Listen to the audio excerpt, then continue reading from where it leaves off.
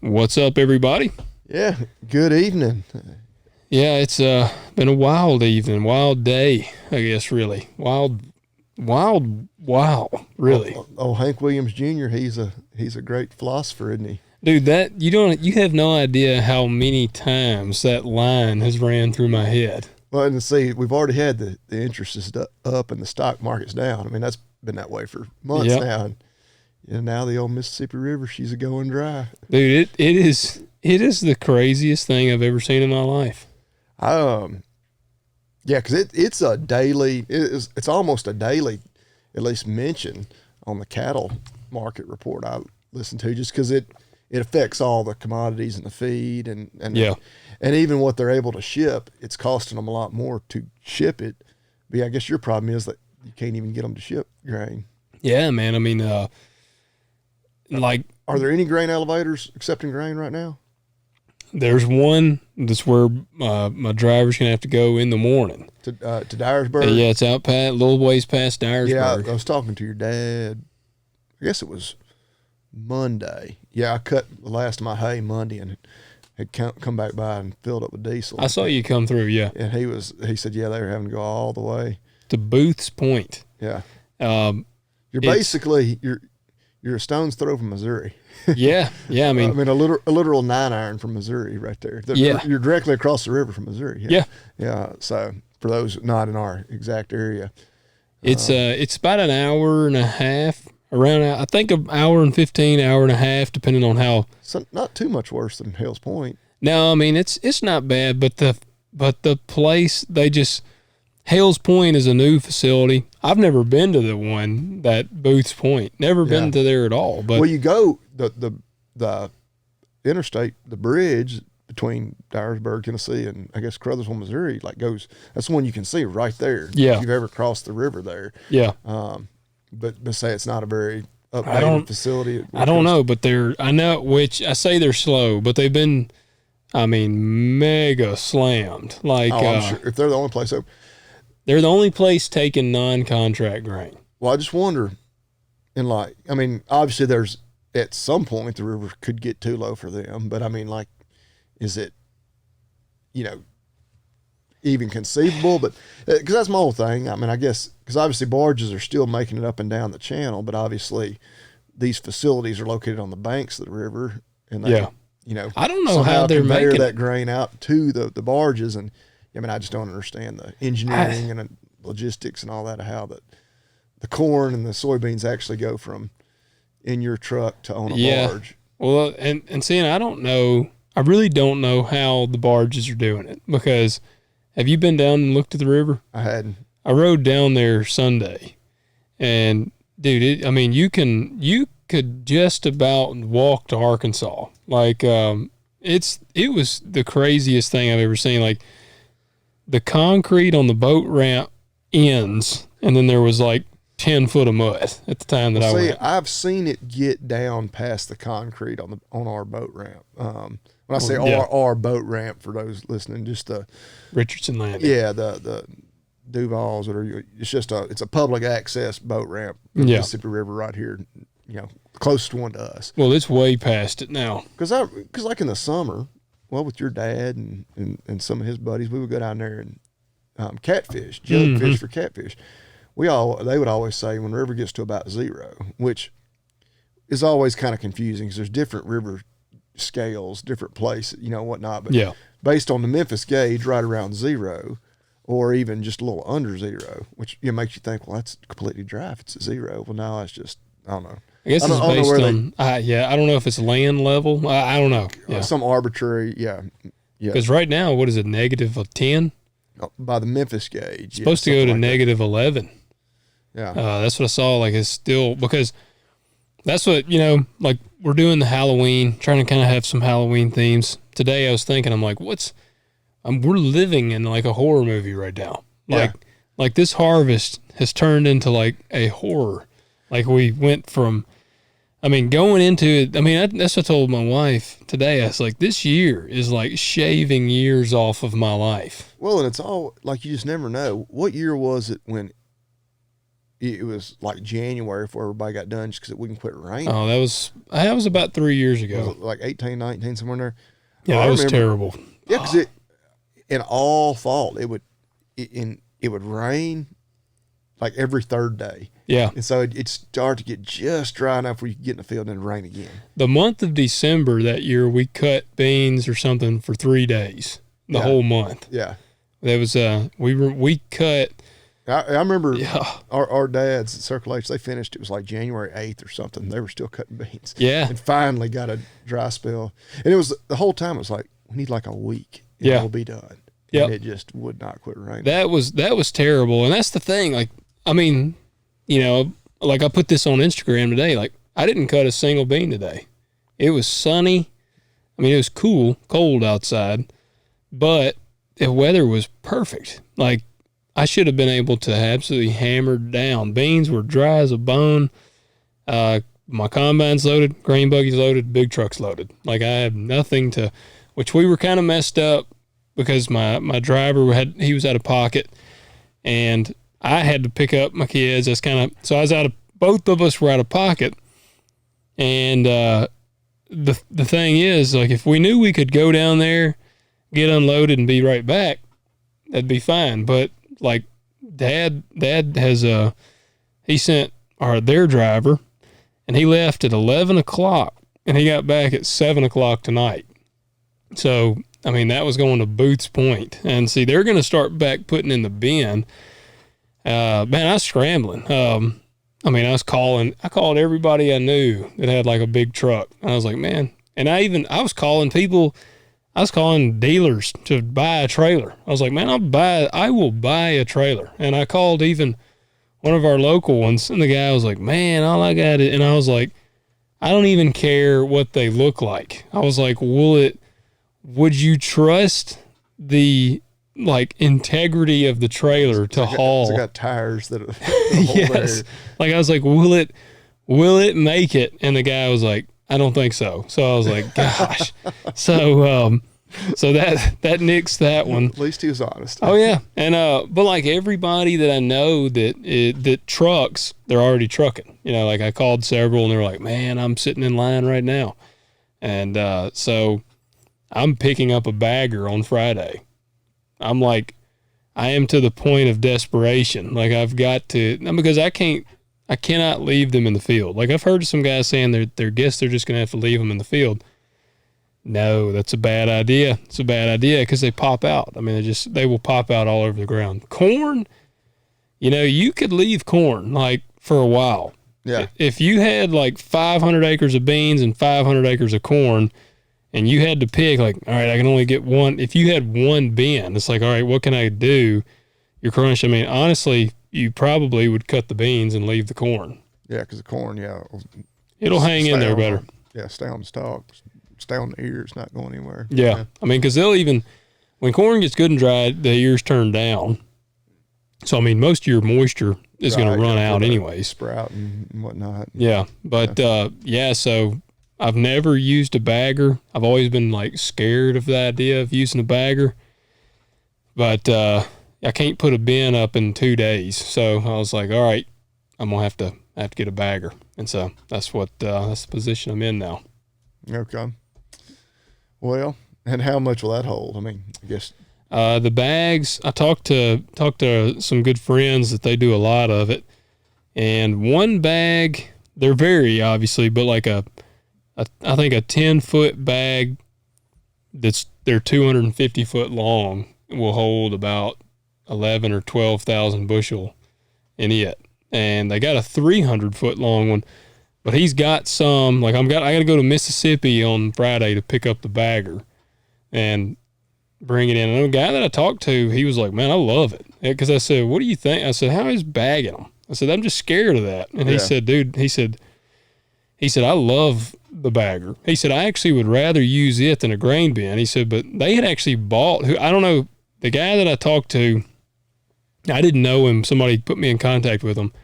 He said they had bought a granary, bought out an elevator, and they ran it for several years. And he said that he couldn't get help. Like, he was like, man, I just couldn't get help.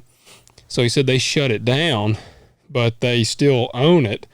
So he was like, we've been just storing there. I mean, because they probably have a tremendous amount of storage owning an elevator. Yeah. So he was like, we're just storing there. But he said, so we don't really need the bagger anymore. But he said, I actually like using the bagger probably better than the grain bin. So I don't know. The guys I've talked to, and I probably haven't talked to them in near as much detail as you have, and I guess it'd probably be the same using a bin, but this one person just said, it really cuts down on their off season because they get everything bagged and rather than putting it in a truck and taking it straight to the grain elevator, they there's You got to deal with it later. Yeah, and then they get done with harvest and it's like, well, then they're back in the field, loading trucks out of bags. And so how long will it keep in the bags? I mean, indefinitely. The way they talk, yeah, it's pretty crazy. Like they say, whatever moisture you put them in there in, they will come out that same moisture. Right, because it's completely tight. Yeah. And I mean, the thing you got to watch, like the guy said, he said, you check it often. He said every now and then, like he was like, I would duct tape some holes. He said a bird or something might peck a hole. He was like, the biggest hole I ever had to tape was like 1/4 of an inch. He was like, and he said he said the first time we ever used it, he was like, because what you do, I watched a video of these guys.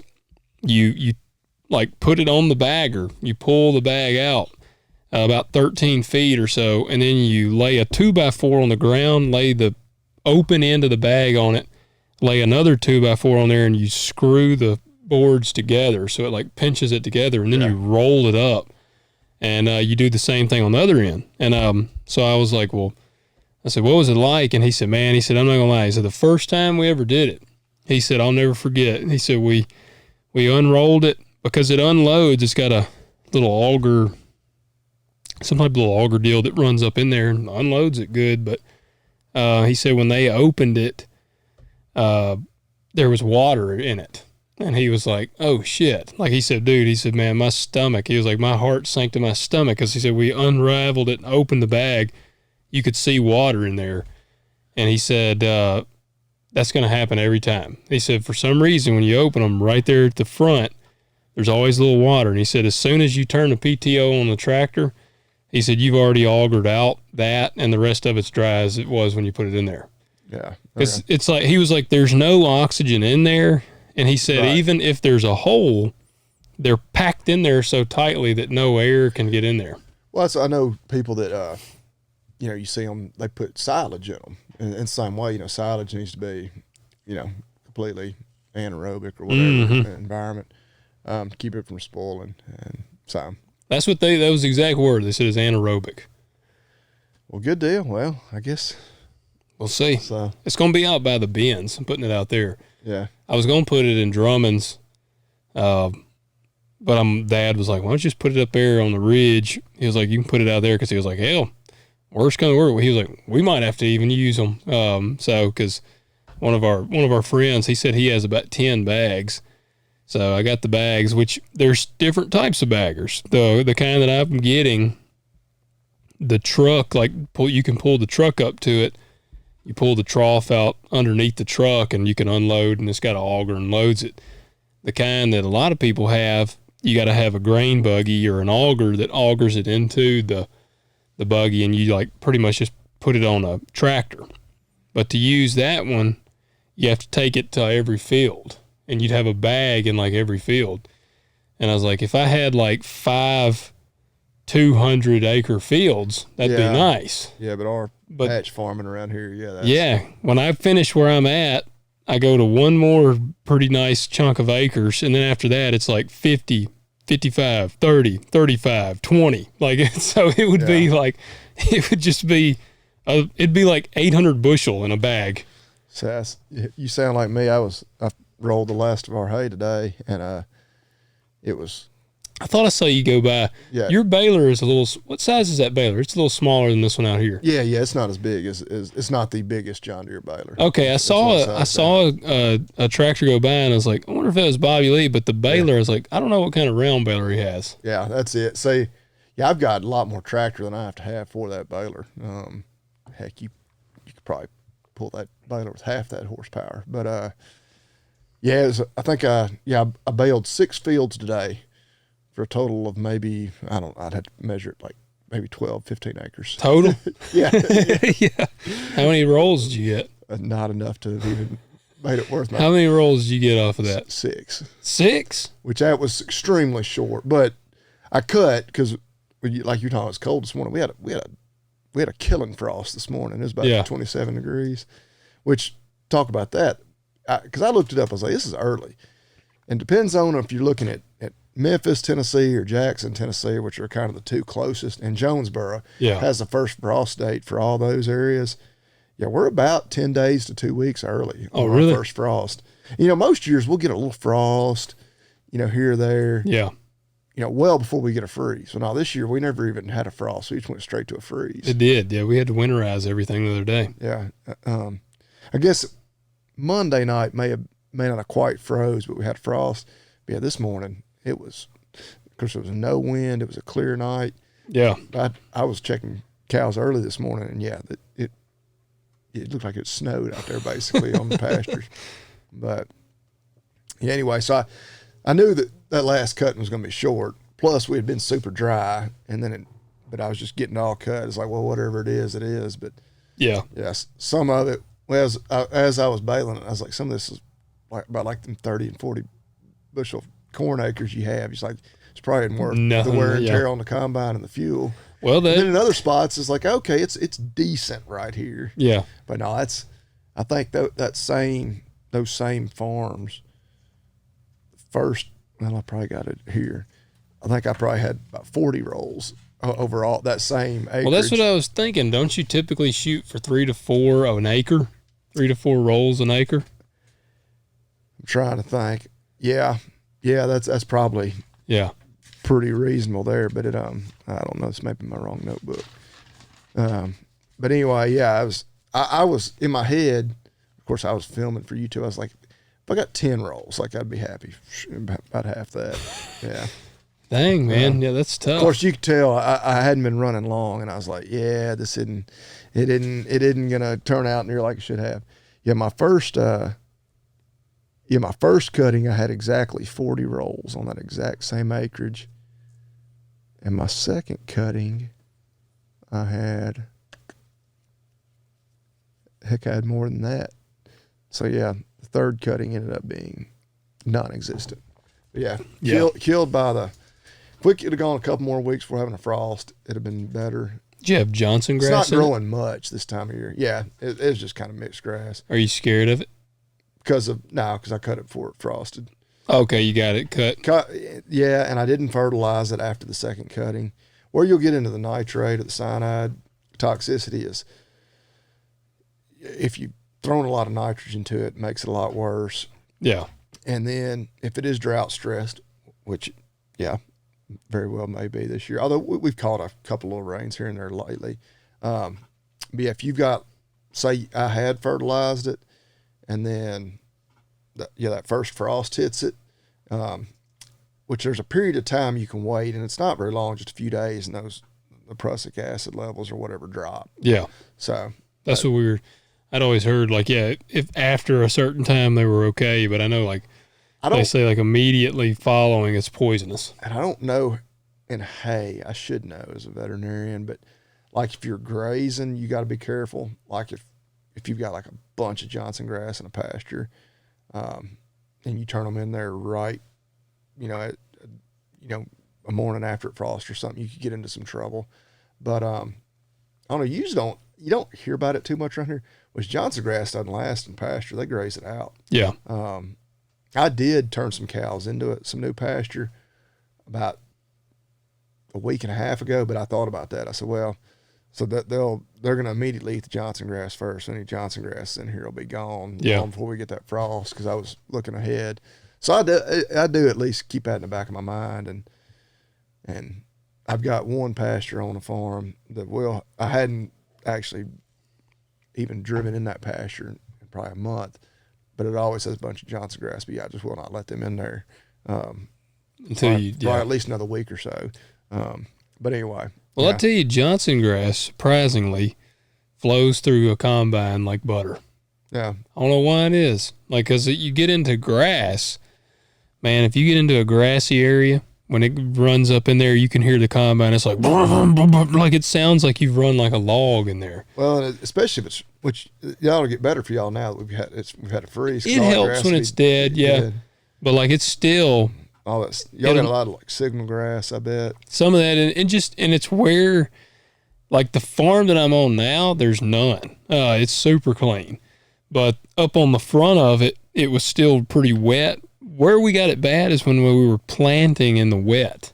Yeah. And we had like a skimpy stand in areas. Beans drowned out, yeah. And so. Yeah. And so it don't matter, man. You sprayed it. We sprayed it. And then, but if there's no canopy to cover that ground, it keeps coming back. Yeah. And but grass is hell on a combine. Pigweeds are hell on a combine, but Johnson grass, dude, I mean, it's seriously like, I've always heard Dad say that. I've never run through just terrible Johnson grass, but I've always heard him say like, because somebody will remark about Johnson grass sometimes. They'll be like, man, that Johnson grass. And he's like, oh, man, it flows through the combine, not like nothing.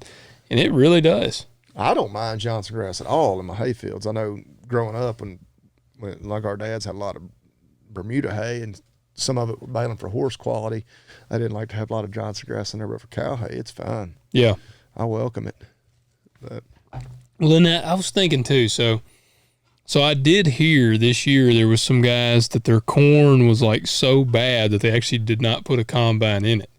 So then that got me thinking, so I know I've heard of this, and I think we've touched on it just briefly, but could you go in there with a disc mower and would you mow it down and then just come in and bale it? Yeah. We saw that in Kansas when we were driving to Colorado. Because I think I talked about it here where we're driving past these fields and there would be like 3 rows of corn and then it would all be mowed down. And there'd be like 3 rows of corn, and somebody said, well, they had to leave a little bit standing because the insurance adjuster hadn't declared it a loss yet, but in their minds they knew it was a loss, so they were going ahead and rolled it for hay. But people will even a lot of people in certain parts of the country roll just the stalks for hay after the corn's been shelled, or they graze the stalks. I mean, really that's where the whole key.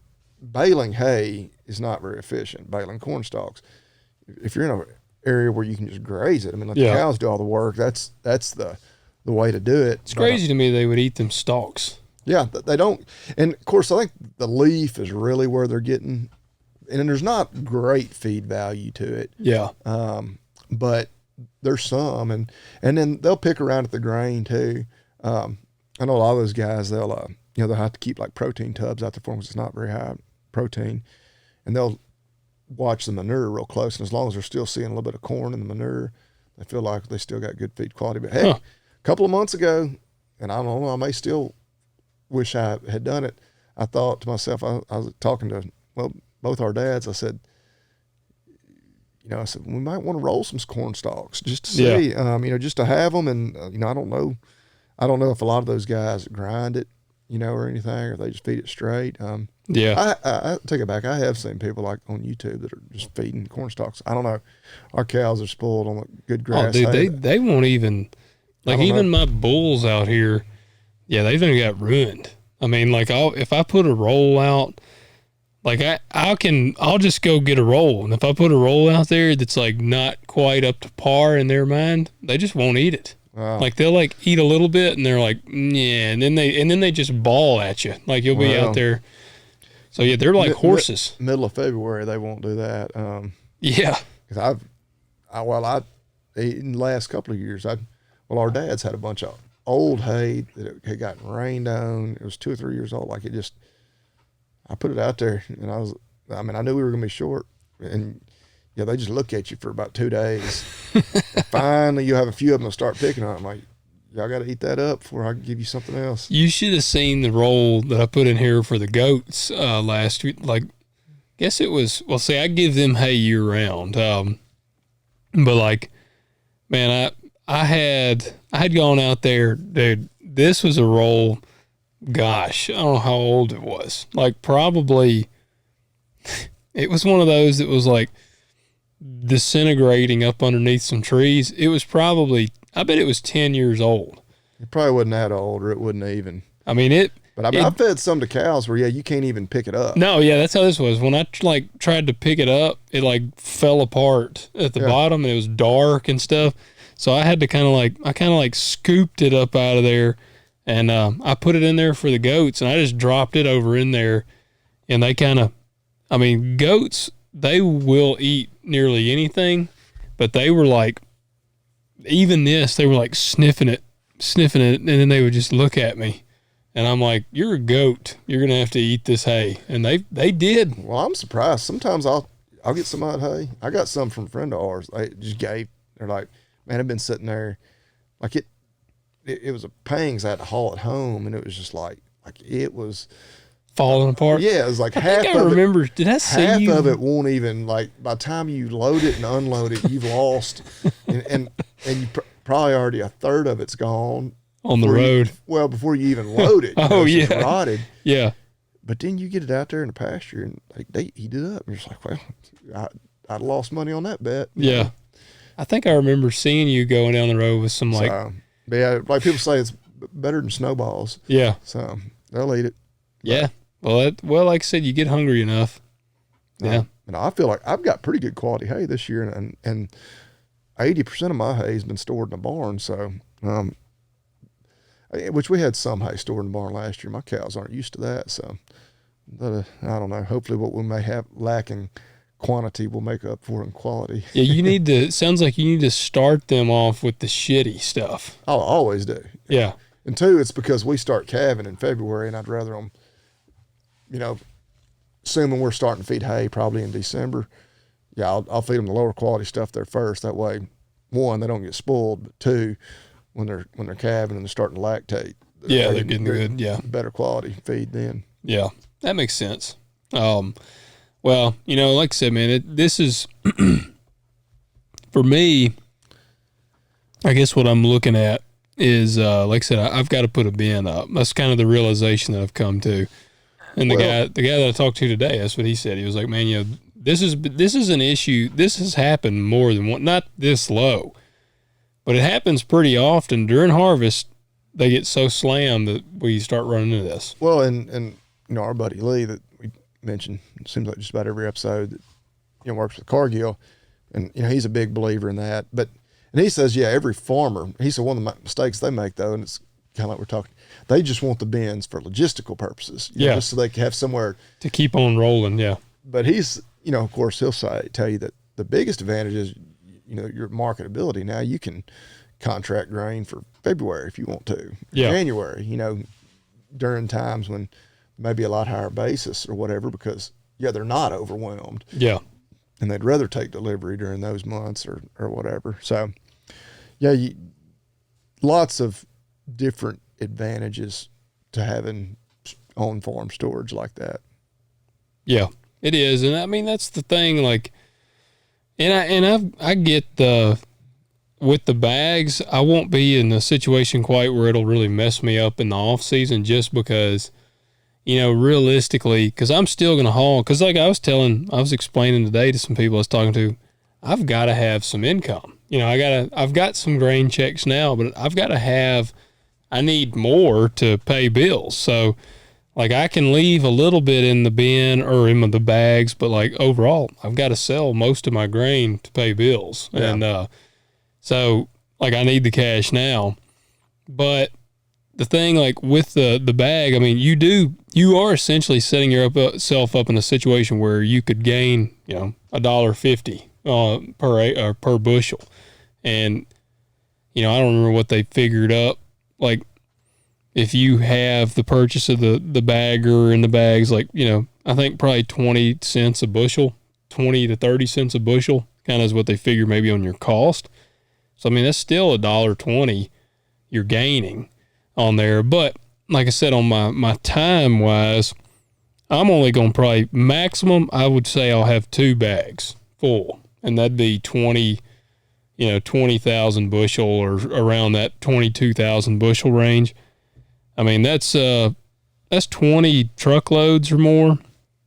But if you do do a couple loads a day, or I mean, if you get several trucks in there, if you got 3 trucks hauling, you can empty them out pretty quick. Yeah. Which, yeah, I guess, and then once you got sell enough to get your bills paid, then you can just.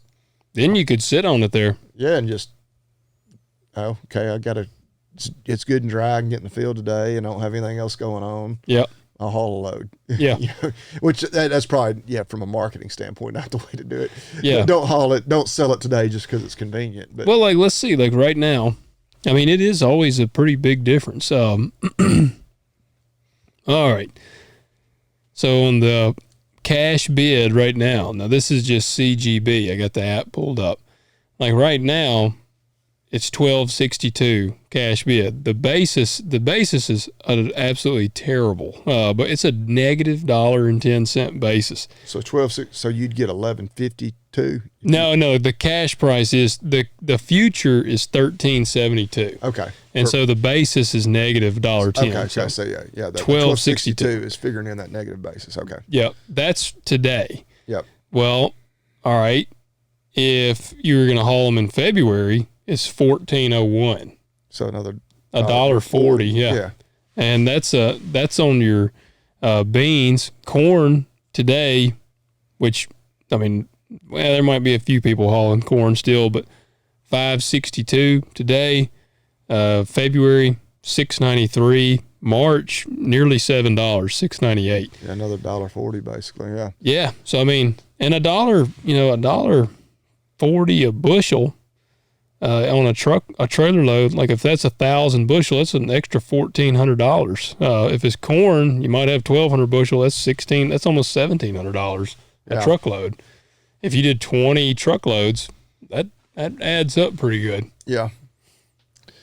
Yeah, I mean, it's easy to see that stuff paying for itself at that point. It is. I got to ask you, so everyone listening knows we are believers in the power of Metamucil. Yeah. You know? Well, dude, have you found how hard it is to find that right now? No, I hadn't. Do you drink the orange? The good orange? Orange sugar-free is what I buy. Okay, see, I haven't tried the sugar-free. Does it taste the same? I guess I don't know. It's been so long since I don't know. So you get the one with stevia or whatever? No, it just doesn't have any sugar in it. But it's the orange flavor? It's usually more, I think it's more expensive because the sugar's not in there for a filler. Yeah. But yeah, I get the sugar-free, and I buy the store brand typically. But okay. So it's not Metamucil brand. No, I buy the generic. Okay, well, you can get it then. I mean, every now and then, like the store brand's out, I may buy them. Yeah. Well, because I usually just get the Metamucil because I love the taste. So I'm like, I love the taste of even, which it's. Well, then if you switched, you might be like, this is different, but yeah. Well, I've really. I don't want all the sugar, Yeah. Because even when you do the sugar-free, there's more carbs, and I don't carb count most of the time. Yeah. But every now and then I'll go on the keto diet for a couple of weeks. And yeah. Well, man, the dadgum kind I got. So I went to Walgreens the other day because I needed some Metamucil, and went in there and I was looking around. And I found it. Well, the shelf was like really empty, but there was like a big jug. It looked normal. But I noticed the lid was white, but I was like, man, they've changed the packaging. Well, I went, checked out, got home, and I opened it up and I was like, it even looked weird. It looked different. It looked like cream of wheat. You ever eat cream of wheat? I have. It looked like what you get out of the box. Yeah. I was like, that's weird. But it said in there, it said made with real sugar. So like, I was like, well, it's got to be the same. And then I got to looking, and it was unflavored. And so it's just plain. Yes, but it was bizarre because I was like, all right, I'm gonna try it. I fixed me a glass, and it was like drinking cream of wheat. It tasted somewhat like cream of wheat, but people that are unfamiliar with Metamucil, if you don't like drink it pretty quickly, it like solidifies in the glass. Yeah, you when you dump them 2 spoonfuls in there, you drink it. Yeah, you better. Yes, like you're shooting it. Yeah, and this was doing that because I'm like slowly drinking it, And like as I'm drinking it, it's like thickening up the whole time. And so by the end, I had to like actually even put a little water. I think it may have thickened even worse than the regular. So like it was seriously like I might as well have taken like a bowl of cream of wheat and been trying to like drink it down. And I've been drinking it, which Marcy just finally, she looked at our local place here. She's looked all around for just the regular. There you go. She had to order it online. She finally ordered me some. Yeah. Because I was like, I don't want to keep drinking this cream of wheat tasting stuff. I was like, I need the original. But yeah, supply chain, man. Supply chain issues. Have you heard of the other supply chain thing that's coming? Oh, no. Diesel. Okay. Apparently, road fuel is about to get scarce, and then farm fuel is headed there. A good farmer friend of my dad's called him today and said one of the big fuel depots is completely out of diesel right now. Like they're out. And I guess he talked to them up there and they were like, yeah, there's a major diesel shortage coming. So it's good. It's good times. Oh, my. Yeah. Yeah. It's scary. It is, man. This is a spooky episode. That's what I said. Like I was thinking before we recorded, like when I was coming out here, I was like, we're like living in a horror movie right now, like an actual one. Yeah. Well, I did watch two of your movie recommendations. Oh, you watched two? I know you watched one. You weren't happy about it. Well, the Dusk Till Dawn. Yeah. It was goofy. Well, you got to go. You're going into a vampire film. You can't have very high expectations. And you're right. Like 2/3 of the movie there's no vampires at all. No. Like, it was, I don't know. See, I told Brandon, because I told him last night because we recorded Living Fully Loaded last night. I told him, I was like, I said, I kind of wish I wouldn't have recommended Dusk Till Dawn to you because that's not one of my favorites. Like, yeah. You watch that movie just for Salma Hayek. That's pretty much the reason. And yeah, she was fine, but she's a she's just a little bit. Yeah, and doesn't she then turn into like a hideous vampire? Yeah. Yeah, that's what I was thinking. Yeah, spoiler, sorry, y'all. But yeah, well, it's like with others. You've had 30 years to watch it. Yeah, I think that one is 30 years old. But the other one I watched was your even older favorite, Young Frankenstein. Oh, right. Man, what'd you think? It wasn't my style, man. Oh, man. That breaks my heart. It was just, I don't know. That kind of like humor just doesn't. Are you not a Mel Brooks fan? Like, I kind of am. And like some of it, my whole thing when I was watching, I was like, for its day and time, like this would have been a very risque movie. Oh, yeah. Like, there's no nudity or anything, which I don't know. In the 70s, I don't know that there really. I was gonna say it came out in the 70s, 76 or something, I think. Yeah, like there was nudity. That was like pornography for them, any nudity. So I have to say for them, but just for back in that day. But so it kind of had some unexpected humor and stuff. Like when he cracks her 7 times or whatever. Yeah, and like the ending. And yeah, yeah. You're like, oh damn, Yeah. But I don't know. It was just. And I knew, with it being Mel Brooks, it was going to be just goofy. But I'm like, of all the movies you've seen, like this really is one of your top 2. Dude, yes. Like yes. Braveheart, I get it, man. Braveheart, legit.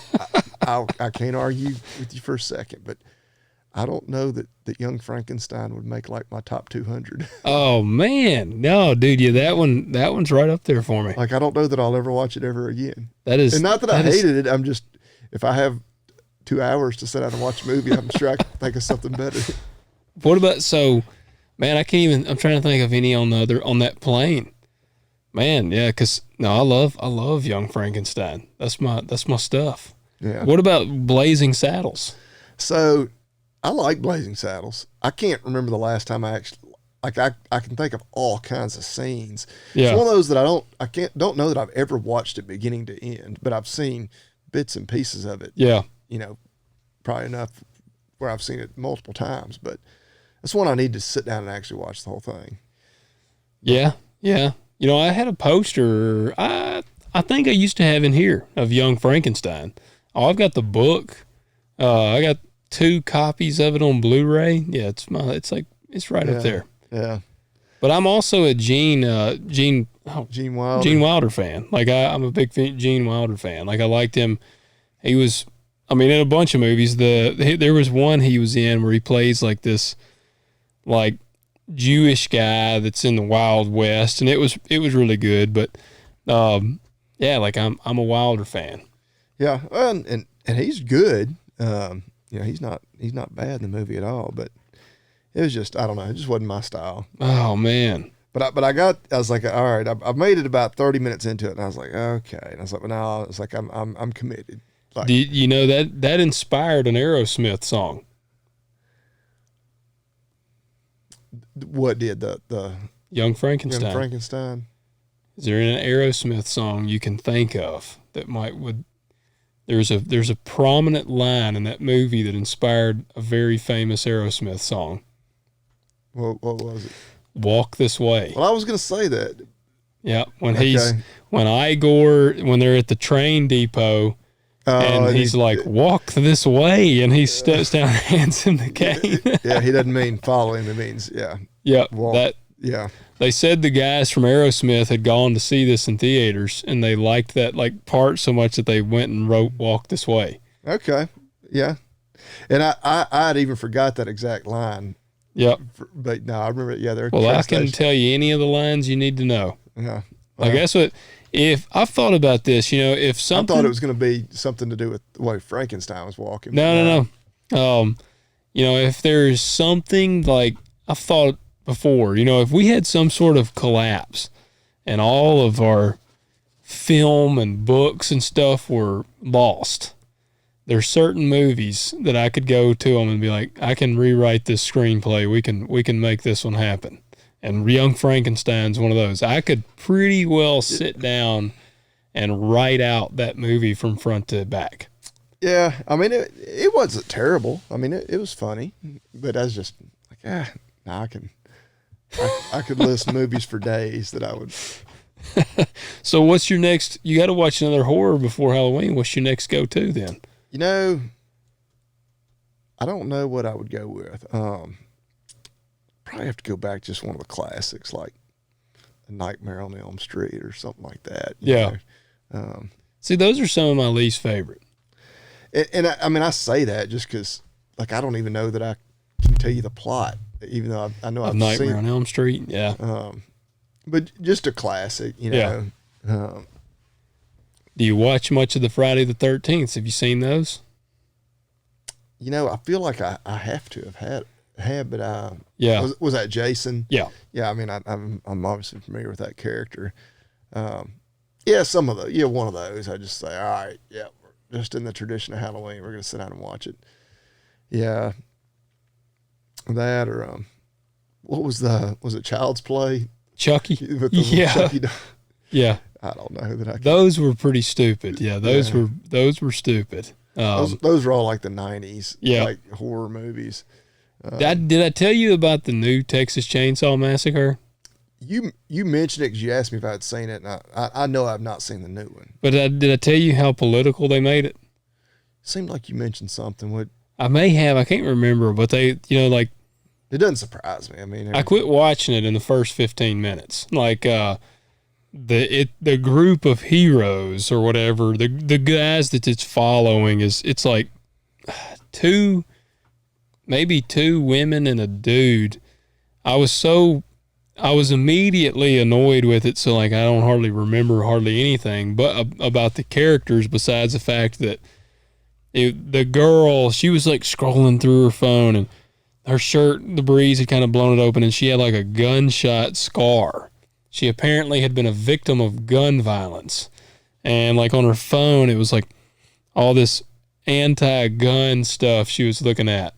And then her friend is saying something and they pull up at this gas station and this big, loud, lifted, red, like clapped out Ram pulls up and this guy gets out with like a flannel shirt on. He's got a giant 1911 on his hip. And one of them's like, looks over there and they're like, sorry about your dick, like because of his truck and his gun. And I'm like, I mean, man, it was, and then they get into this town and there's a Confederate flag. in this like little ghost town thing, and they're like, "Look at that!" You know, they like point out the Confederate flag and go on like a little spiel about how racist this town is and all this stuff, and it's just like, yeah, they lost me immediately. Yeah. You know it's bad when, like, because I looked up on IMDb afterwards because I was like, gosh, man, what did this ratings this get? And actually, most all the movie critics said they ruined this movie with politics. And you know it's bad when the movie critics say that. They say that, yeah. Yeah, well, that's... Well, they remade the Ghostbusters with, like, all the female... Never saw that one. I won't even give that one a chance. That just pisses me off. And, I mean, part of me not giving it a chance is I haven't been and watched any new movies. Other than the Jurassic World, it's been, like, 12, 15 years since I've been to a movie theater. So, yeah. But yeah, it's just kind of like, why? Like, I mean, whatever. It's the same, it's the same reason people are wanting, they want James Bond to now be a woman. Like, that's the thing, because Daniel Craig ended his era as James Bond, so they're on the search now for the next 007, and they're like, there is so much heat to try to make it be a woman or a black man. Like, that's the two. Well, and see, like a black man, like... If it was Idris Elba, are you familiar with him? No. You would know him. He was in, like... Did you ever see Tears of the Sun? I think with Bruce Willis and them. Yeah. I think I want to say he's in that. He's an awesome, awesome guy. I could see that. Like it not having to be a white dude, but like it's got to be a dude. Yeah, I mean, one of the most... Look, all right. I'm just going to be real here for a second. Like, one of the things James Bond had, which I'm sure they'll just try to make it gay or whatever too, but like the sex appeal there, like that guy, like men want to be him and women want to be with him. Yeah, I mean, he slays women. Like, that's what. Yeah, which I mean, they'll just make it. I don't know. It should be Jane Bond, and she'll just be a you recognize him, lesbian. Don't you? Yeah. Yeah. He could probably play James Bond, but but yes, no, it's got to be a dude. And I could see, like, I don't know, maybe like a Denzel Washington could maybe pull it off.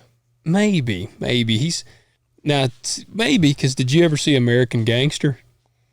That's a bad to the bone movie. If you didn't, I really liked him in what's the one where he's the bodyguard in Mexico, Man on Fire. Oh man, yeah, that's a good movie. Yeah, that is a good movie. Training Day, it's bad to the bone. We spoke about, didn't we talk about Eva Mendes? And you need to watch Training Day if you're a fan of Eva Mendes.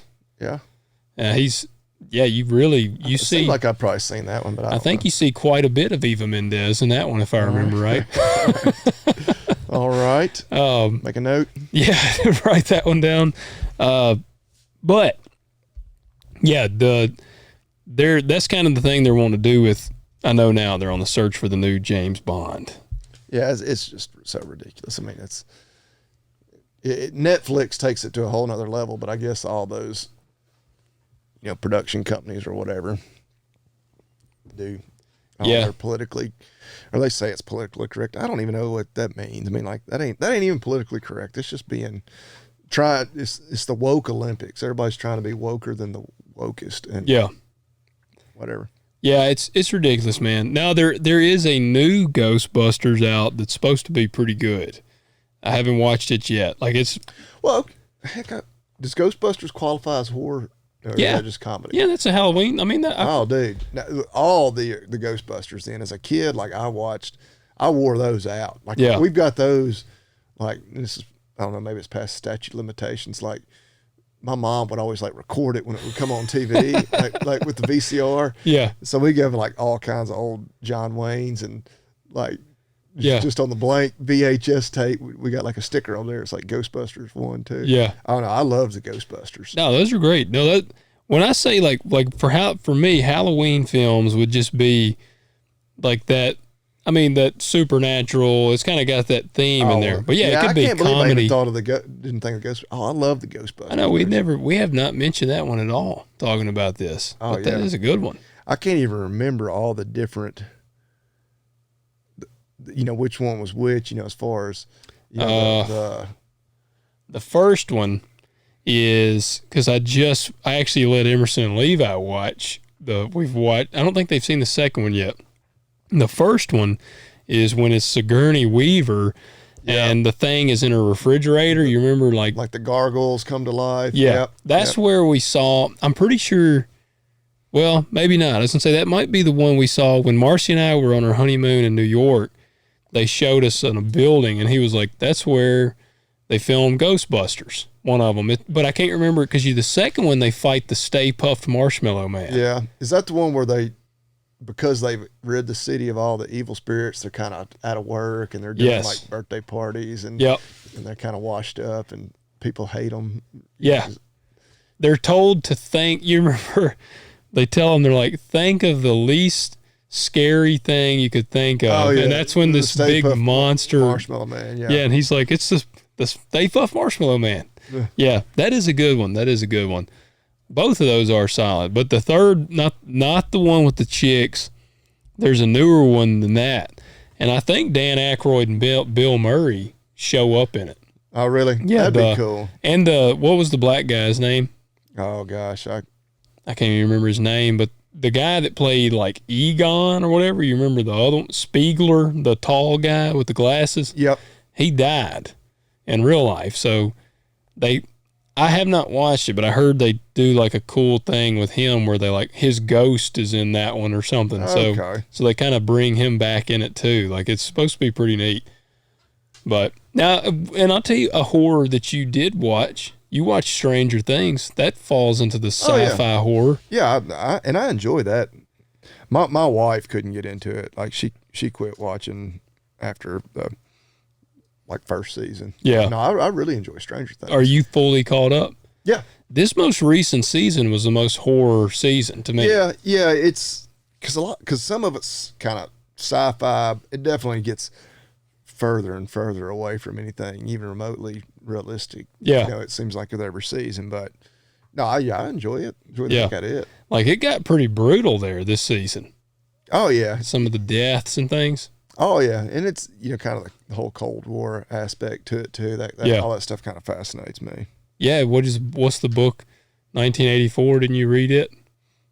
Yeah, but 1984 is not about the Cold War. Well, but I just think about. I guess I'm just thinking about the fall and all of like that.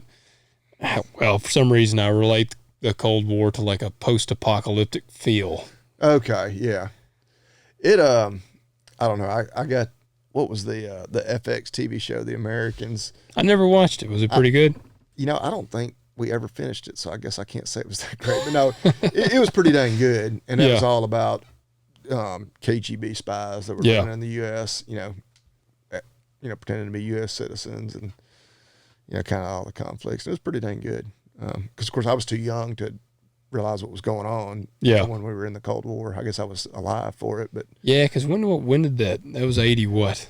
I don't know what the exact dates necessarily of it, because that was after my time or before my time. I mean, I don't know what's the see what Wikipedia says is the official beginning and end of the Cold War. I don't even was it 81 when it? Yeah, this may take me too long to. And I gotta gripe a little bit. Did anybody comment and say what horror movies they watched or liked? I don't think anybody did on our YouTube. May not have.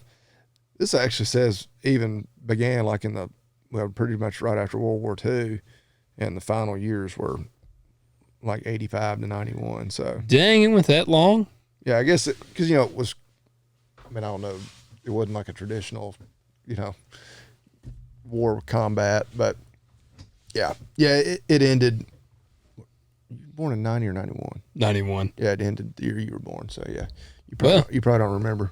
I can remember. Yeah. Yeah. Monumental day.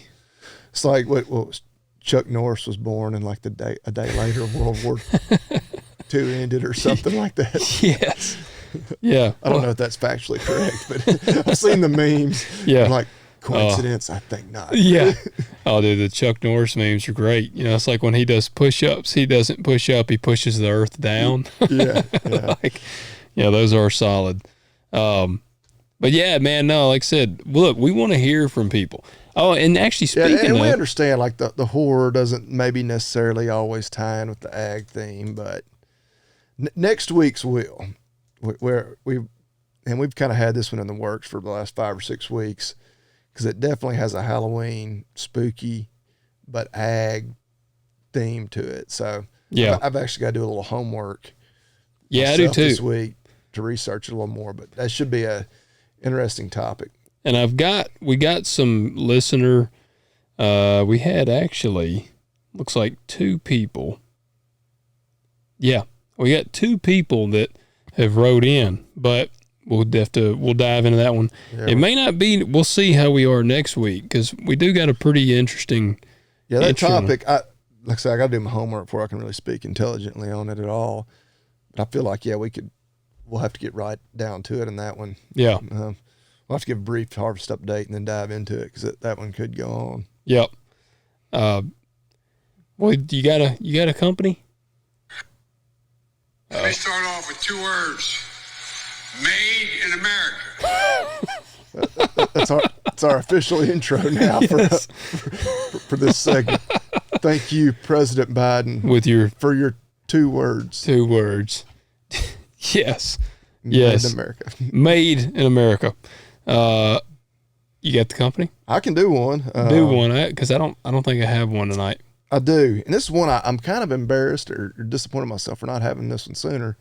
But Flags of Valor, they make wooden signs like American flags. But their big thing is it's veterans make them, and so That's pretty cool. yeah, and of course made in the USA. My wife bought me one several years ago. Something like that? Yeah, similar. Very similar. So I've got a Gadsden flag, is the one I got, which I was actually looking at their website today, just because I was like, yeah, that's one I need to do, and I don't see those on there anymore. It's all just American flags, which they have different versions. Yeah, you're a domestic terrorist with the Gadsden flag. Well, yeah, I part of me that did cross my mind. I was like, I wonder if they quit doing those just because. Whatever. I think about that because that's my license plate on my service truck. It's the snake. That's what I've got on my Jeep too. But they've got the thin blue line flag, the thin red line, the Betsy Ross, thin green line. I didn't see that one. I'm not even sure what that one. I don't either. Maybe it'd be a farming one. Yeah, right. There you go. What am I doing? Yeah, that'd be the ag. People need to do us a work. Yeah, come on. If you eat, you're involved in agriculture. Thank a farmer. We need a thin green line. Yeah, we need to protest until we get one. Man. We do. That's what the people do these days. Green lives matter. Yeah. Yes. Green lives matter. Maybe that's a shirt idea. But we could just go totally woke on this, and like we could be the woke farmers. Yep. Well, there is a modern. Have you ever stumbled upon modernfarmer.com?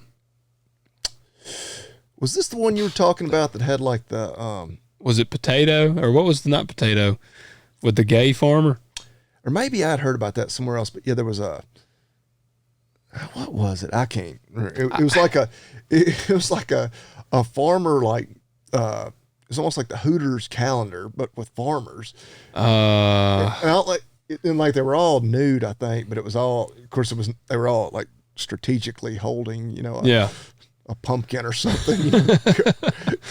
But it was kind of really weird. No, that seems like it may have been on there, but I'm pretty sure Modern Farmer, like, if I'm looking up some topics, like I'll do some like ag news searches and stuff, and Modern Farmer will pull up on there sometimes, and it's, I think that's where I read the article. I've shared it on here about the gay farmer. Sweet potato. That was it. Yeah. It was like their screen name or whatever. Yeah. Sweet potato. Yeah.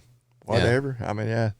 None of that bothers me. But but it's called Modern Farmer. So that, I feel like they may have they may already have that niche. Yeah. So okay. Well, good for them. Yeah. Yeah. So we were late to the party. There you go. If you want to obviously, if you're tuning in on YouTube, hit that like, hit subscribe. If you're listening to us, please leave us a rating and a review. And I mean, we've said it. I mean, both of us, we have to get some dadgum merchandise. Like, people want hats, people want shirts, and we got to get it going. But comment below. Let us know. Still, hey, let us know what your favorite Halloween movie is to watch. Doesn't have to necessarily be horror. Could be Ghostbusters. Comment, let us know. Shoot us a message. Let us know some topics. Any questions you have, we'd love to answer them. And you can find all our information in the description. That's right. Y'all take care. Have a good one.